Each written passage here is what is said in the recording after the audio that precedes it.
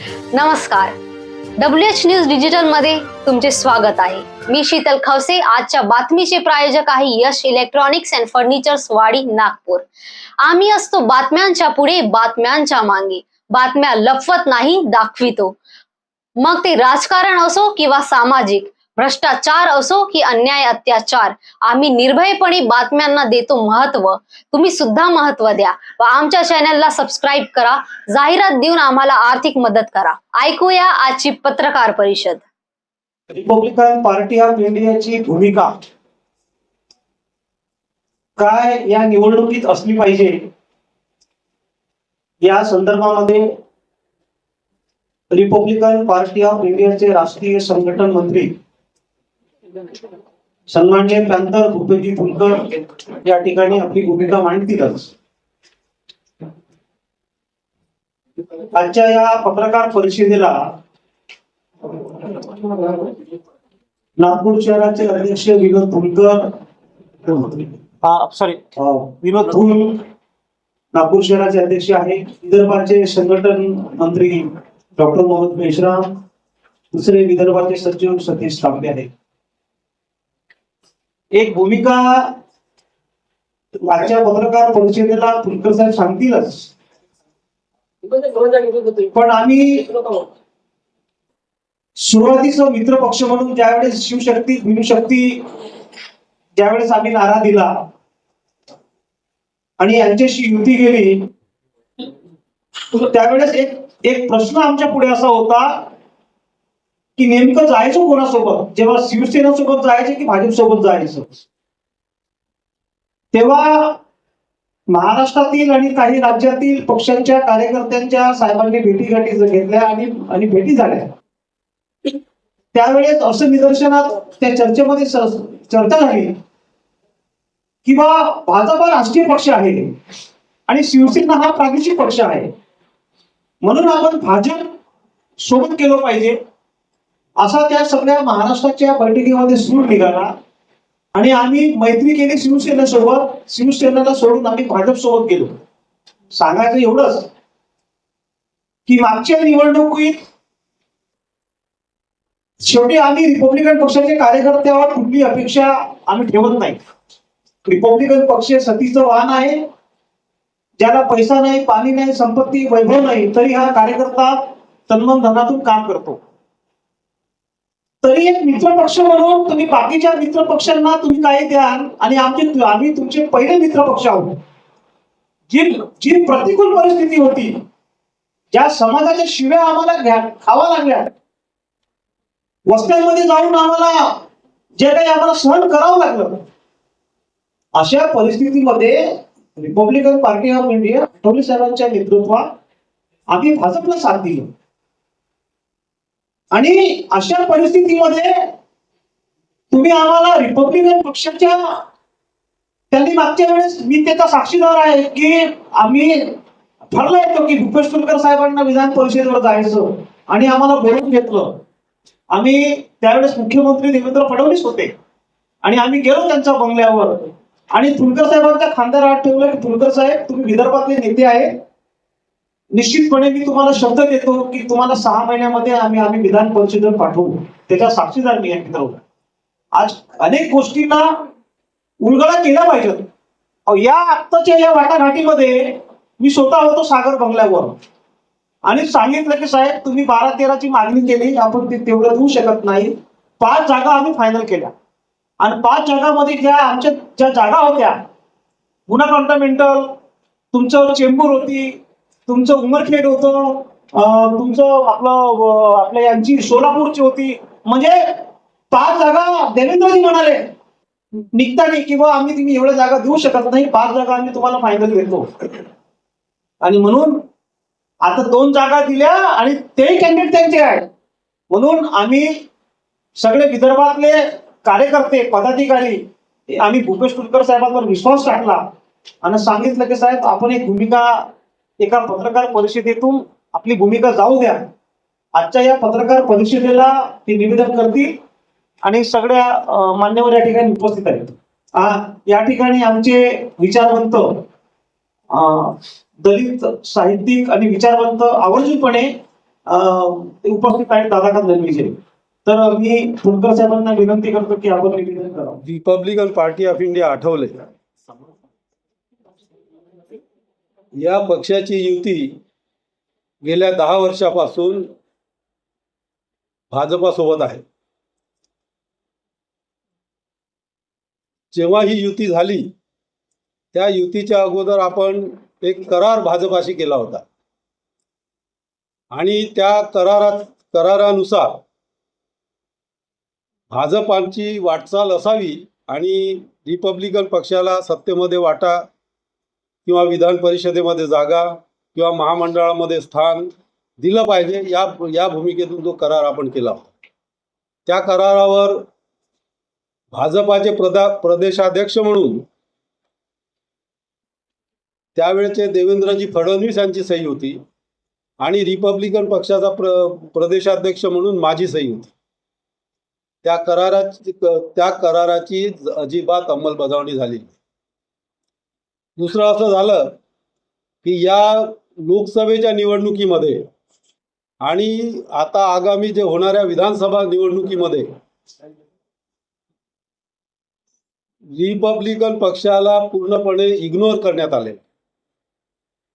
इग्नोरच करण्यात आलेलं नाही तर रिपब्लिकन पक्षाचा आणि रिपब्लिकन पक्षाचे नेते रामदासजी आठवले यांचा या महायुतीमध्ये सन्मान होईल अशा कुठल्याही गोष्टी घडत नाही आहेत.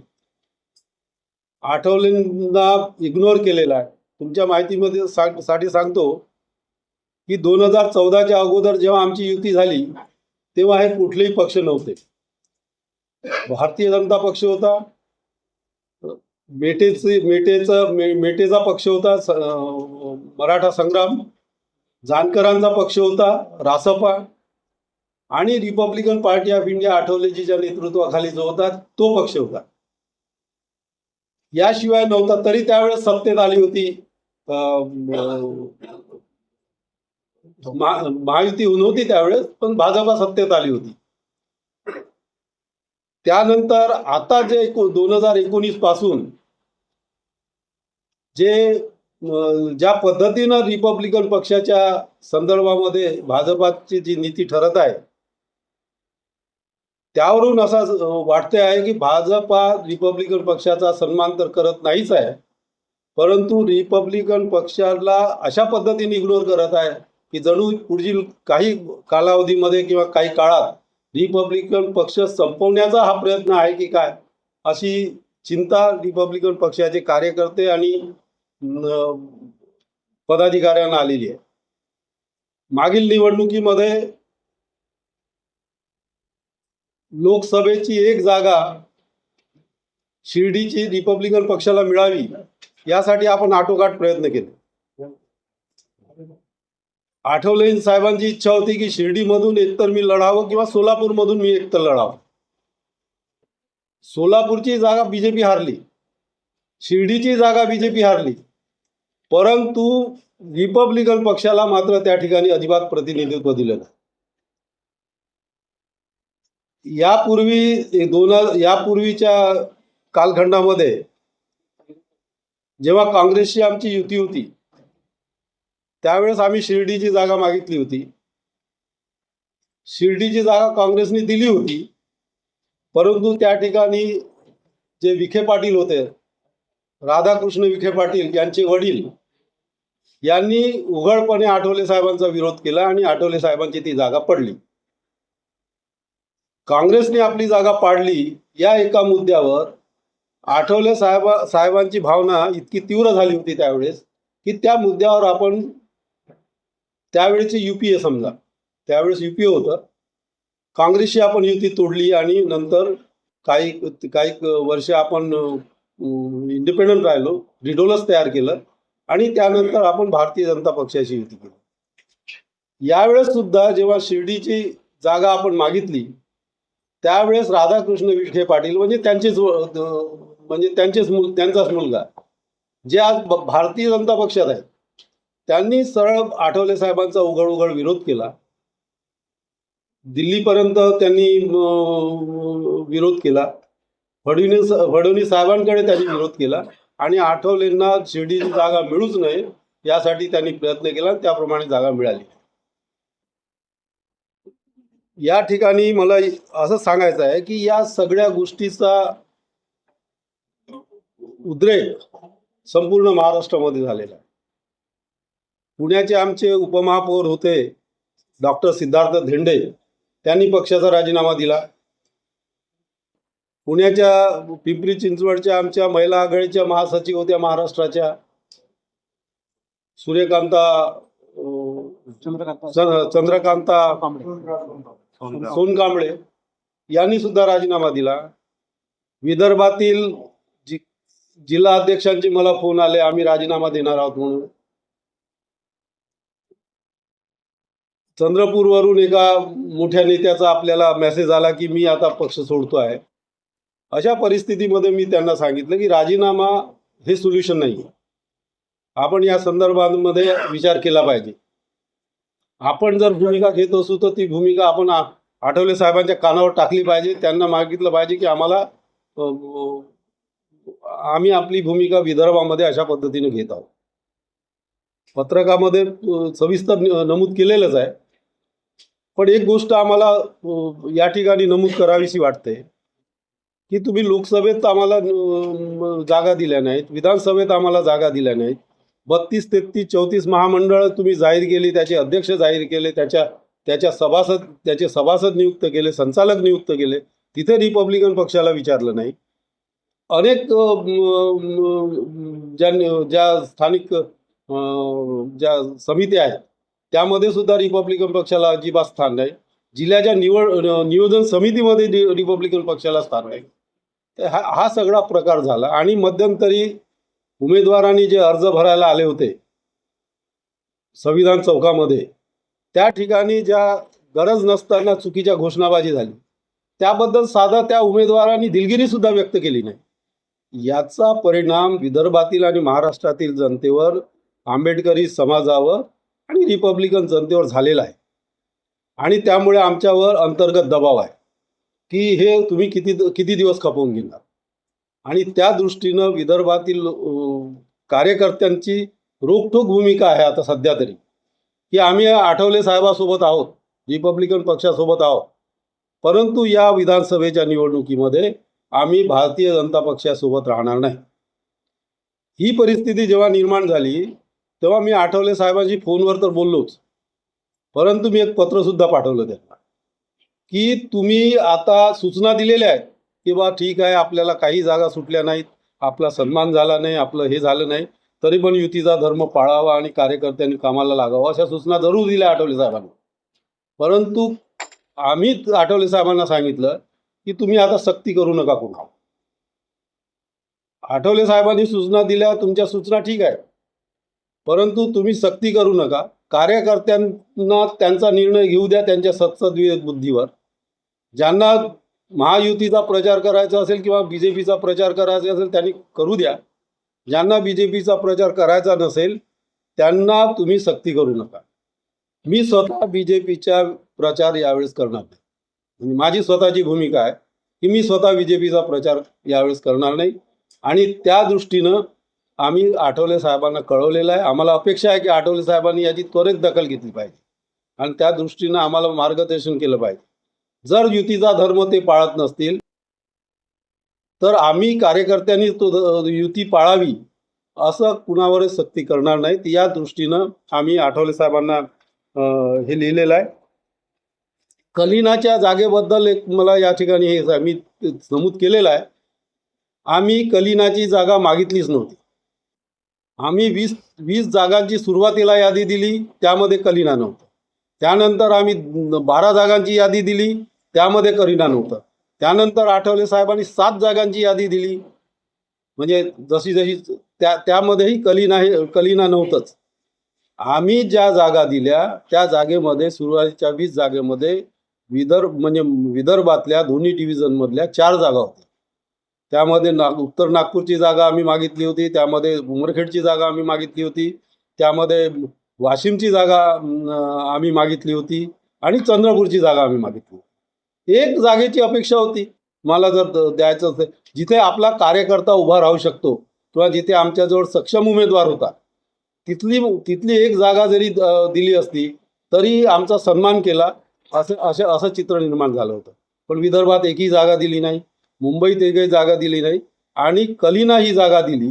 ती जागा आणि धारावी ही जागा दिल्याचं सुरुवातीला डिक्लेअर केलं. धारावीची जागा अजिबात मिळालेली नाही आहे. धारावीच्या जागेवर शिंदेनी म्हणजे मुख्यमंत्री शिंदेनी आपला उमेदवार जाहीर केलेला आहे. आणि कलिनाची जी जागा आहे ती जागा ऑलरेडी BJPने ठरवली होती, ऑलरेडी एबी फॉर्म दिला होता, ऑलरेडी जो अमरसिंग म्हणून आहेत त्यांना एबी फॉर्म दिला होता.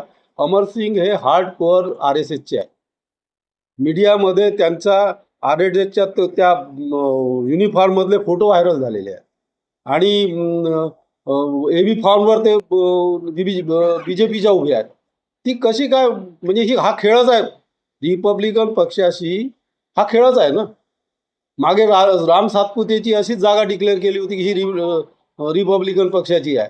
राम सातपुते आणि रिपब्लिकन पक्षाचा काही संबंध नव्हता. ते तर RSSचे आणि BJPचे होते. हे पण RSSचे उपाध्यक्ष आहेत, ते BJPचे उपाध्यक्ष आहेत. तर अशा पद्धतीनं रिपब्लिकन पक्षाशी एक प्रकारचा खेळ सुरू झालेला आहे आणि याचा तीव्र विरोध कार्यकर्त्यांमधून होत आहे. आणि म्हणून या पद्धतीनं यावेळेस आमची भूमिका अशी आहे विदर्भामध्ये की आम्ही आठवले साहेबासोबत आहोत. आम्ही BJP सोबत राहणार नाही आणि BJPचा प्रचार करणार नाही. आठवले साहेबांनी कुणावरही सक्ती करू नये, अन्यथा ज्या पद्धतीनं आता 10-15 लोकांनी राजीनामा दिले महाराष्ट्रातल्या पदाधिकाऱ्यांनी, यावेळेस सुद्धा राजीनाम्याचं सत्र मोठ्या प्रमाणात सुरू होईल. त्यामुळे आम्ही आठवलेंना पत्र लिहिलेलं आहे. 2 दिवसात आठवले कळवतील असा आम्हाला विश्वास आहे. तुमचं साहेब तुम्ही म्हणाले की लोकसभेतही काही जागा मिळाल्या नाही, विधानसभेतही मिळालेलं नाही. म्हणजे रिपब्लिकन पार्टीवर तुम्ही एका हिशोबाने भाजपाने अन्यायच केला. पण आठवले साहेबांना वारंवार मंत्रीपद मिळत आहे ना. आणि बरोबर एवढं मोठं मंत्रीपद आठवले साहेबांना मिळालं तर आठवले साहेबांना तुम्ही आता काम जर नाही केलं तर त्यांचं मग आठवले साहेबांवर परिणाम होईल ना. तुम्हाला एक सांगतो, आठवले साहेबांचं जे मंत्रीपद आहे, राज्यमंत्रीपद आहे, ते पदाचा करारच नव्हता झाला. आठवलेंना ऐका तर, आठवले साहेबांना कॅबिनेट मंत्रीपद द्यावं अशा पद्धतीचा ठराव झाला होता. तुम्हाला वाटल्यास ते PDF पाठवून देतील जो करारावर आमच्या सह्या आहेत त्याचा. आणि 3 वेळा आठवले साहेबांना पदावर घेतलं. सामाजिक न्याय विभागामध्ये त्यांना राज्यमंत्री केलं, कॅबिनेट तर केलंच नाही. आणि त्या ठिकाणी 3 राज्यमंत्री आहेत. जर राज्यमंत्री करायचं होतं तर किंवा स्वतंत्र प्रभार तरी द्यायला पाहिजे होता. आणि कुठलं खातं दिलं साहेबांना? राज्यमंत्री पद दिला याच्यामध्ये समाज कल्याण विभागामध्ये, आणि दिव्यांग बघत बसा आणि बाकी फिरत बसा महाराष्ट्रभर देशभर. तर अशा पद्धतीची अवहेलना एखाद्या माणसाची करणं हे चुकीचं आहे ना. नाही, आम्ही ज्यावेळेस भाजप आणि शिवसेनेची युती होती 2014च्या पूर्वी, त्यावेळेस शिवसेनेसोबत जायचं की भाजपसोबत जायचं असं आम्ही मंथन केलं होतं. आम्ही निर्णय घेतला की भाजप हा राष्ट्रीय पक्ष आहे आणि म्हणून आपण भाजपसोबत गेलं पाहिजे. आम्ही भाजपसोबत आलो. नंतर शिवसेना तिथून निघून गेली. आम्ही ओरिजिनल आहोत भाजपचे सहकारी. आम्ही सुरुवातीचे भाजपचे सहकारी आहोत. वेटेजी गेले, रासपनी सोडलं तरी आम्ही सोबत आहोत. तर जबाबदारी जी आहे ती BJPची आहे. हे तर आता आलेत ना, आपापले पक्ष फोडफाड करून आलेले आहेत. आम्ही तर सुरुवातीपासून. मग आमच्या साहेबाचा फोटो दिसत नाही, साहेबांना बोलावल्या जात नाही, साहेबांना जबरदस्तीनं जावं लागते की आमच्याबद्दलही काही विचार करा. तर संबंध म्हणजे विचार असा आहे की रिपब्लिकन पक्षाला संपवण्याचं तर कारस्थान सुरू नाही आहे. या पद्धतीची भावना कार्यकर्त्यात आलेली आहे. खंत बोलून दाखवली, पण त्यांना आता त्यांच्या हाती ते मंत्री आहेत ना, ते बाहेर पडू शकणार नाही. त्यांच्या काही लिमिटेशन्स असतील, पण कार्यकर्त्यांजवळ कुठं लिमिटेशन? कार्यकर्ते आपली भूमिका घेतील, जनता आपली भूमिका घेईल. आणि त्या दृष्टीनंच आम्ही आठवले साहेबांना विनंती केली आहे की तुम्ही आम्हाला सक्ती करू नका. ज्यांचा प्रचार करायचा असेल त्यांचा करू द्या. फरक पडेल. तुम्ही बघा ना, निवडणुका होऊ द्या, फरक पडेल. आम्ही नसलो फरक पडेल ना भाजपवर.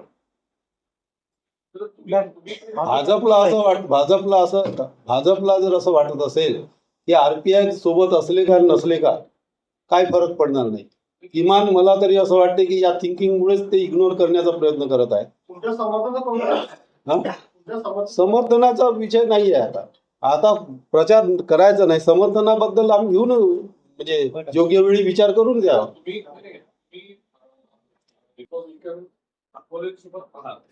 रिपब्लिकन पक्षासोबत आहोत आम्ही, आठवले रिपब्लिकन पक्षासोबत आहोत. भाजप सोबत या युतीमध्ये आम्ही नाही. बिलकुल जाणार नाही आणि तरी आम्ही जाणार नाही. मी नाही जाणार. मी हा निर्णय घेतला, हा कार्यकर्त्यांवर निर्णय सोपवून द्या. मी स्वतः निर्णय घेतला की मी भाजपच्या प्रचारात जाणार नाही. ते महाराष्ट्रभर सगळं उद्रेक चालू आहे ना. लोकांचा मुद्दा काय, कार्यकर्त्यांनी जर हे सगळं आपल्या हातात घेतलेलं आहे आता पूर्ण नाही कोणाशी भाजपने सीट शेअरिंगशी काही बोलणं केलं नाही. त्यांनी कलिनाची जागा आमच्या माथी मारली, जी आमची जागाच नव्हती. त्यांनीच कॅन्डिडेट दिला, त्यांनीच कमळ चिन्ह लावलं, त्यांनीच हे केलं.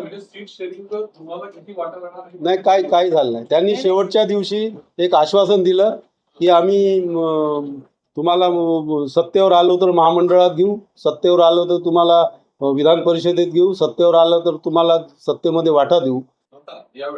आता शेवटच्या दिवशी त्यांनी या पद्धतीचं मौखिक आश्वासन दिलं.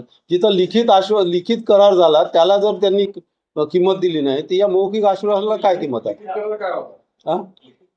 लिखित करार तुम्हाला एक कॉपी देऊ शकतो, आपण देतो कॉपी.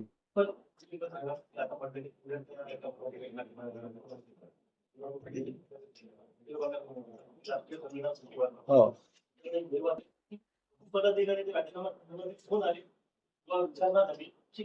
माझ्याकडे जवळपास बऱ्याच लोकांचे फोन आले, महाराष्ट्रातून सुद्धा फोन आले. मी त्यांना हेच सांगितलं की राजीनामा देणे हा उपाय नाही आहे. आपण आठवले साहेबांशी या संदर्भात बोलू आणि त्यानंतर आपण विचार करू काय करायचं. आणि जो आता महायुतीचा जो कॅन्डिडेट असेल, आता जर RPIच्या कार्यकर्त्यांना जर काम करायचं असेल मग असं कोणी म्हणजे पर्याय नाही की ज्याला आपण म्हणजे मदत करावी, म्हणजे वेगवेगळ्या विधानसभा क्षेत्रात असं नाही. आता तुम्ही समजले का की कार्यकर्त्यांवर किंवा पदाधिकाऱ्यावर कुठलीही सक्ती करू नये. ज्यांना BJP सोबत काम करायचं असेल त्यांनी केलं तर त्याला आमची आटकाठी नाही. परंतु ज्यांना BJPचा प्रचार करायचा नसेल त्यांच्यावर सक्ती करू नये. आणि माझा स्वतःचा जर निर्णय असेल तर मी BJPचा प्रचार करणार नाही. बातमी बघितल्याबद्दल तुमचे धन्यवाद. आज एवढंच. पुन्हा भेटूया नवीन बातमी सोबत. WH न्यूज सोबत राहा. चॅनलला लाईक करा, सबस्क्राईब करा. फेसबुक, इंस्टाग्रामवर फॉलो करा. जाहिरात देऊन आर्थिक मदत करा. धन्यवाद.